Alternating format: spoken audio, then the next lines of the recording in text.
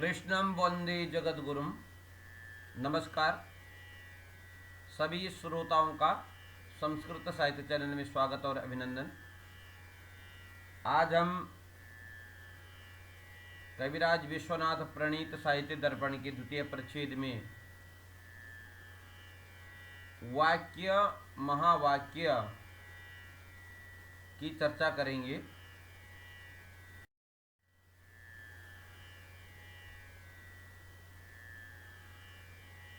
आचार्य विश्वनाथ ने कहा, वाक्यम रसात्मकम काव्यम। रसात्मक वाक्य ही काव्य कहलाता है।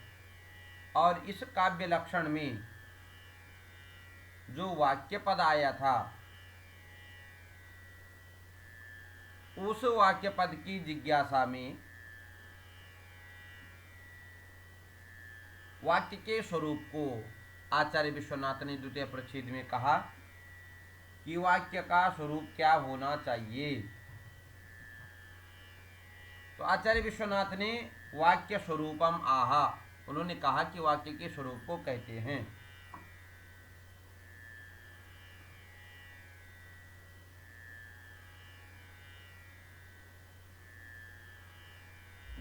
लक्षण दिया, वाक्यम स्याद योग्यता आकांक्षा आसक्ति युक्त पदोच्चयः। अर्थात योग्यता आकांक्षा और आसक्ति युक्त पदोच्चय, पदों का जो उच्चय है, समूह है, वह जो है उसे वाक्य कहते हैं।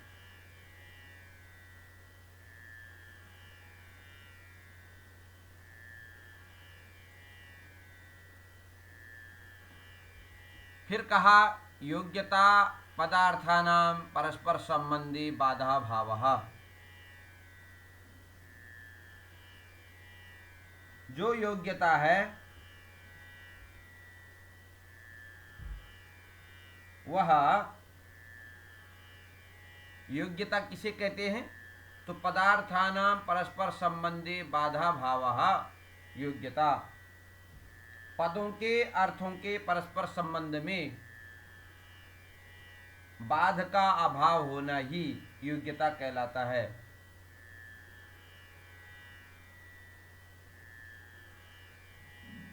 अर्थात पदोच्चयस्य एतद् अभावेपि वाक्यत्वे वह्निना सिंचति इत्यादि अपि वाक्यम स्यात्।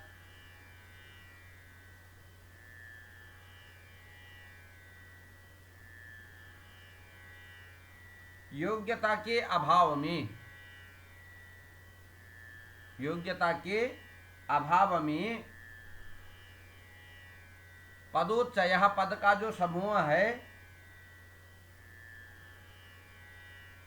एतद् अभावेपि मतलब वाक्य योग्यता के अभाव में भी पदोच्चय, पदों का जो समूह है, वाक्यत्वे वाक्य माना जाए तो वह्निना सिंचति, आग से सेचन क्रिया करता है, इत्यादि अपि वाक्यम स्यात्। इत्यादि भी वाक्य बन सकते हैं, इत्यादि वाक्य बन जाएंगे।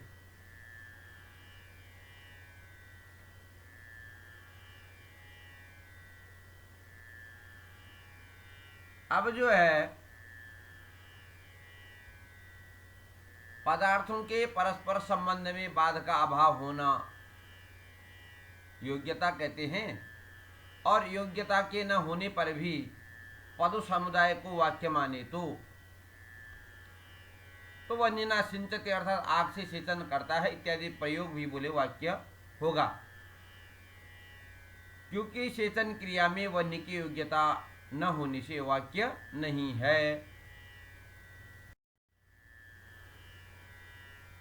आगे वाक्य का अगला बिंदु है आकांक्षा। आकांक्षा की जिज्ञासा में आचार्य ने कहा, आकांक्षा प्रतीति पर्यवसान विरह आकांक्षा प्रतीति पर्यवसान विरह अथवा प्रतीति पर्यवसान विरह आकांक्षा।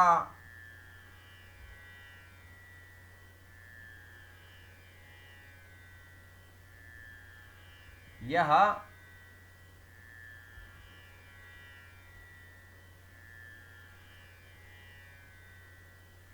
कहते हैं कि पदों के अर्थों की उपस्थिति का अन्वय बोध के जनक के रूप में इच्छा के विरह का अभाव,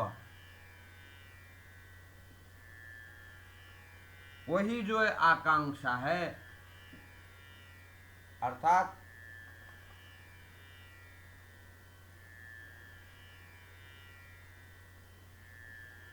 ज्ञान की समाप्ति के अभाव को आकांक्षा कहते हैं। प्रतीति पर्यवसान विरह,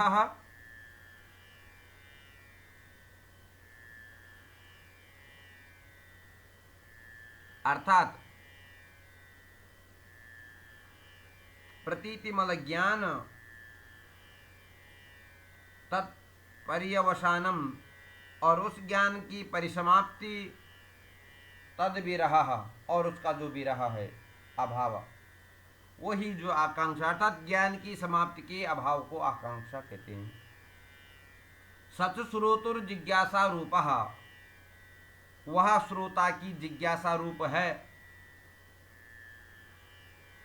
अब कह रहे निराकांक्षस्य वाक्यत्वे, यदि हम आकांक्षा रहित पदोच्चय पद समूह को वाक्य माने तो वाक्यत्वे, तो क्या होगा?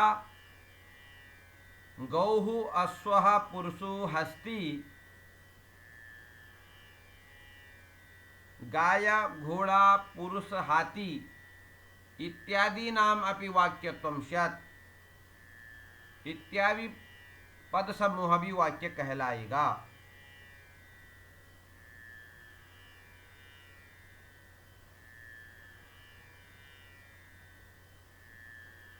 और आकांक्षा के न रहने पर यह वाक्य नहीं है।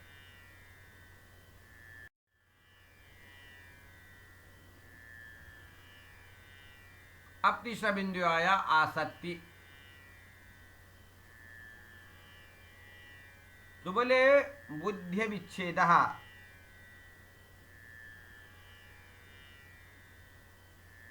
बुद्धि विच्छेद, बुद्धि का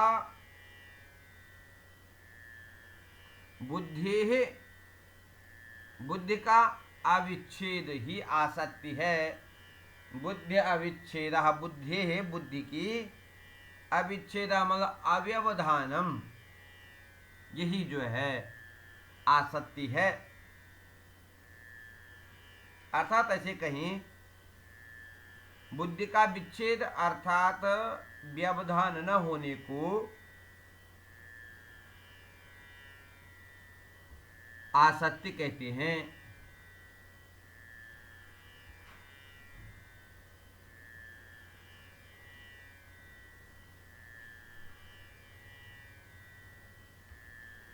बोले बुद्धि विच्छेदेपि वाक्यत्वे, यदि हम बुद्धि विच्छेद होने पर भी पदोच्चय को वाक्य माने तो इदानीम उच्चारितस्य देवदत्त शब्दस्य दिनान्तरोच्चारितेन गच्छति इति पदेन संगति स्यात्। यदि हम जो है बुद्धि विच्छेद होने पर भी वाक्य को स्वीकार करेंगे तो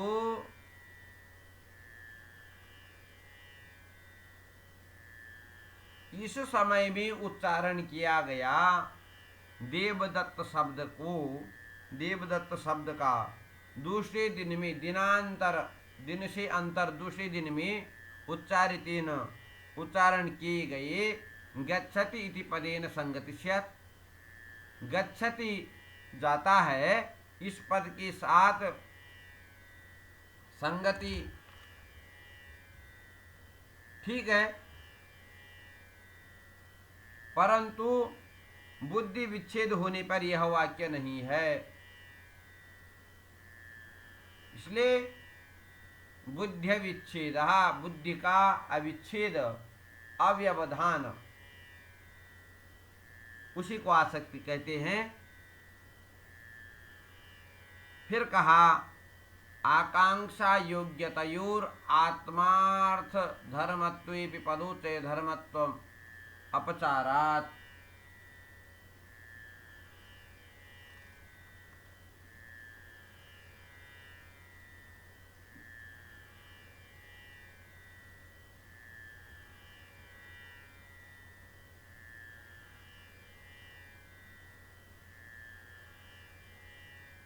आकांक्षा अत्र बोले यहां आकांक्षा आत्मा का धर्म है, योग्यता पदार्थ का धर्म है। तथापि परंपरा संबंध से ये पद समूह के भी धर्म माने गए हैं। पदोच्चय धर्मत्वम अपचारात्। ठीक हो गया।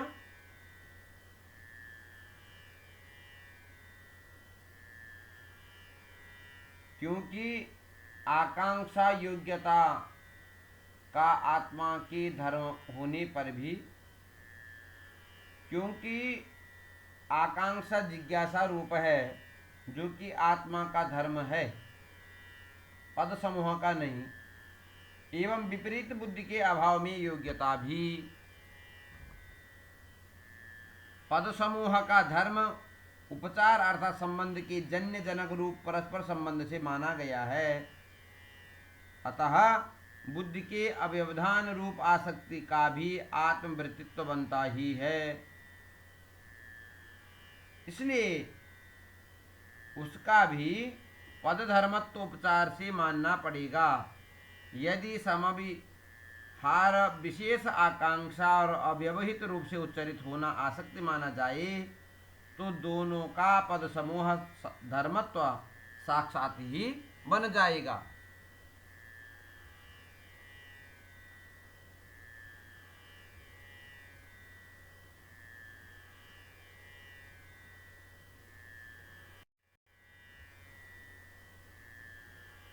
अगला बिंदु आया वाक्यम और वाक्योच्चय। पदोच्चय वाक्यम और वाक्योच्चय महावाक्यम। पदों का जो समूह है वो वाक्य कहलाता है और वाक्यों का जो समूह है उसके महावाक्य कहते हैं। आचार्य विश्वनाथ कहते हैं कि वाक्योच्चयो महावाक्यम।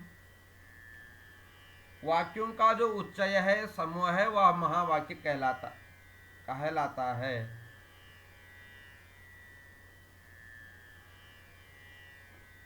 जिज्ञासा प्रकट होती है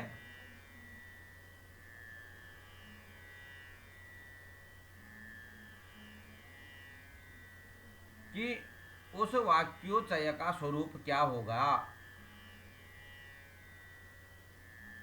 तो योग्यता आकांक्षा आसक्ति युक्त इत्येव। वाक्य समूह भी योग्यता आकांक्षा आसक्ति से युक्त ही होना चाहिए।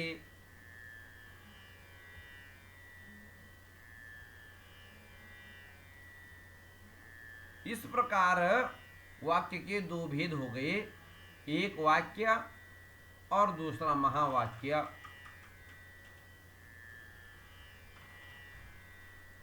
आचार्य विश्वनाथ ने कहा इत्थम वाक्यम द्विधा मतम। इस प्रकार से वाक्य दो प्रकार का हो गया। इत्थम इति वाक्यत्वेन महावाक्यत्वेन च। इस प्रकार से वाक्य महावाक्य के भेद से वाक्य दो प्रकार का हो गया। अब इन्होंने आचार्य विश्वनाथ ने एक उदाहरण दिया। उक्तम च तंत्र वार्तिके, कहा कि जैसे तंत्र वार्तिक ग्रंथ में कहा गया है,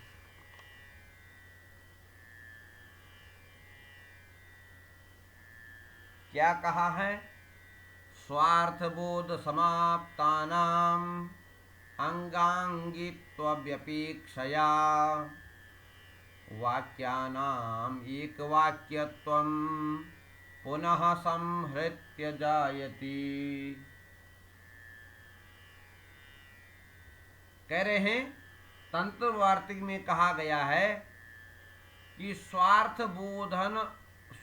बोध समाप्तानाम, अपने अपने अर्थ का बोध कर समाप्त हुए वाक्यों का, स्वार्थ बोध समाप्तानाम अंगांगित्व व्यपेक्षया, ऐसे वाक्यों का अंग और अंगांगी भाव संबंध से फिर मिलकर एक वाक्यता हो जाती। वाक्यानाम एक वाक्यत्वम पुनः संहत्य जायते।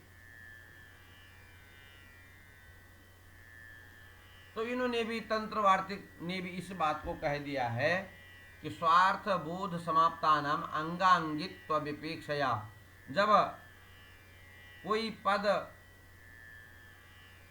या अपने अपने अर्थ का बोध कर समाप्त हुए वाक्यों का अंगांगी भाव संबंध से फिर मिलकर एक वाक्यता अर्थात महावाक्यता हो जाती है, ऐसे वाक्यों का एक वाक्यतम पुनः संहत्य जायते।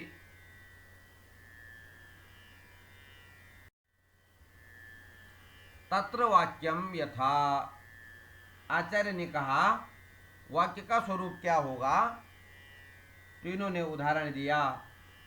प्रथम परिच्छेद का पद्य, शून्यम वासगृहं विलोक्य शयनात् उत्थाय किंचिद शनैर् निद्राव्याजमुपागतस्य शुचिरं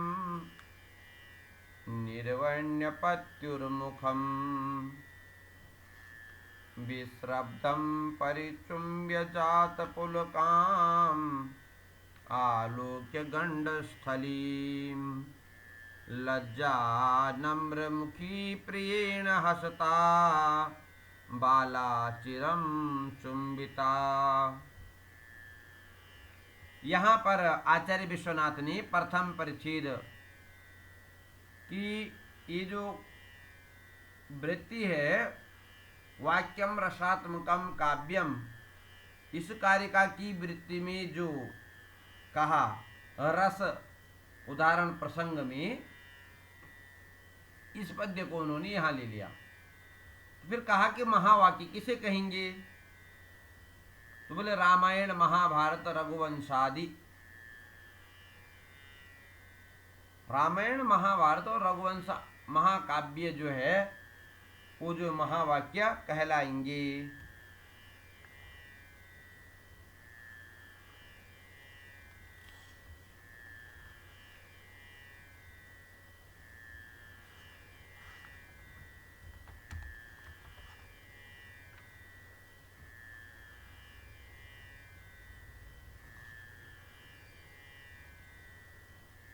फिर कहा पदोच्चयो महावाक्यम इति उक्तम, पदों का समूह वाक्य है ऐसा। पदोच्चय वाक्यम इति उक्तम, पदों का समूह वाक्य ऐसा कहा गया है। तो पद का लक्षण क्या होगा, तो तत्र किम पद लक्षणम, तत्र किम पद लक्षणम इति,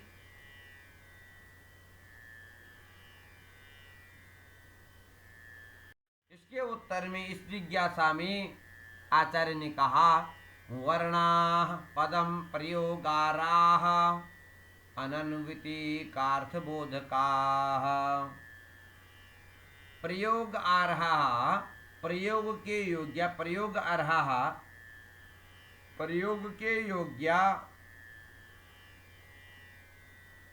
प्रयोग के योग्य कैसे कहा, जैसे विभक्त्यंतत्वेन, विभक्ति से, क्योंकि आचार्य पतंजलि ने कहा कि अपदम न प्रयुंजित,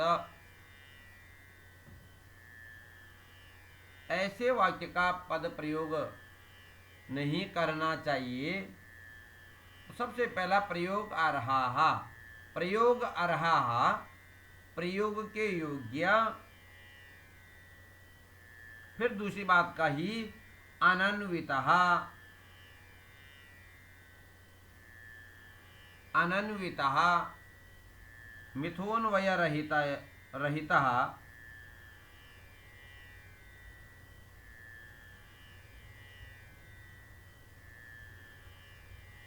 अनन्वितः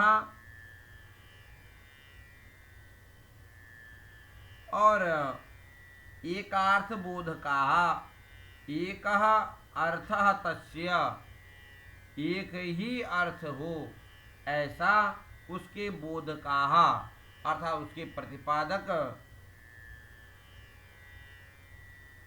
ऐसे वर्णाः, ऐसे वर्ण।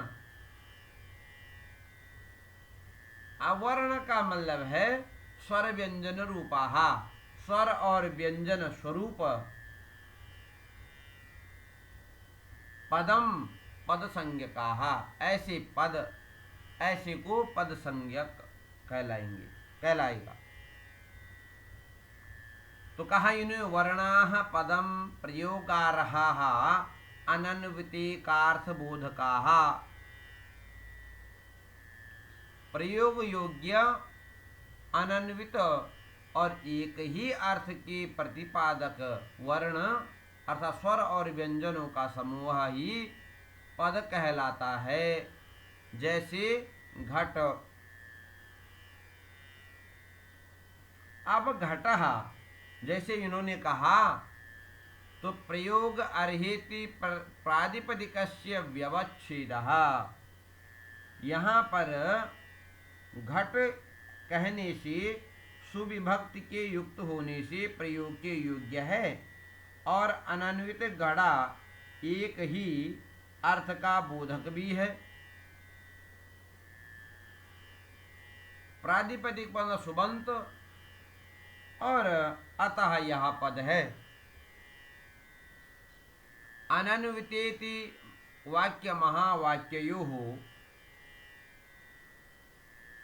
कारिका के प्रयोग में के योग्य पद प्रादिपदिक मात्र में पदत्व के निवारण के लिए हैं। प्रादिपदिक शब्द वह शब्द है जिसका अर्थ होता है और प्रत्यय से भिन्न है। फिर कहा अनन्वितेति वाक्य महावाक्ययोः, तो ये अनन्वितेति विशेषण के द्वारा वाक्य महावाक्य की अर्थात पदोच्चय रूप जो वाक्य है और वाक्योच्चय रूप जो महावाक्य है दोनों का व्यवच्छेद, ऐसा कहना चाह रहे। फिर कह रहा एकेति साकांक्ष अनेक पद वाक्यानाम,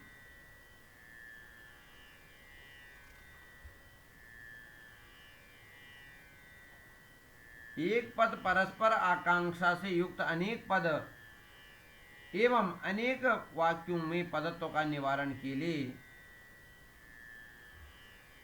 एकेति साकांक्षानेक पद वाक्यानाम, अनन्वित पदवाक्य महावाक्य के पदत्व के निवारण के लिए है। वे अन्वित होते हैं अतः पद नहीं माने जाते हैं।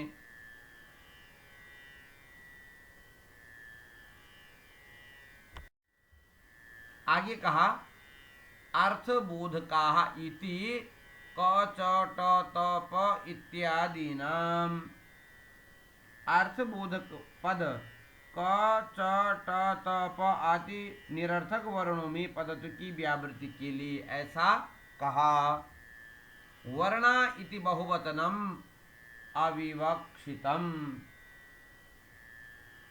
वर्ण पद इसमें बहुवचन विवक्षित अनिवार्य नहीं है, क्योंकि एक वर्ण वाले दो वर्ण वाले भी पद हुआ करते हैं, इसलिए ये अनिवार्य नहीं है। वर्णा इति बहुवचनम अविवक्षितम ये उन्होंने कह दिया है, क्योंकि इसका निष्कर्ष निकलता है कि वाक्य में प्रयोग के योग्य होने पर अनन्वित ही अर्थ के बोधक जो वर्ण हैं वे पद कहलाते हैं। तो आज हमने पद, वाक्य, महावाक्य की आज चर्चा की। धन्यवाद, नमस्कार।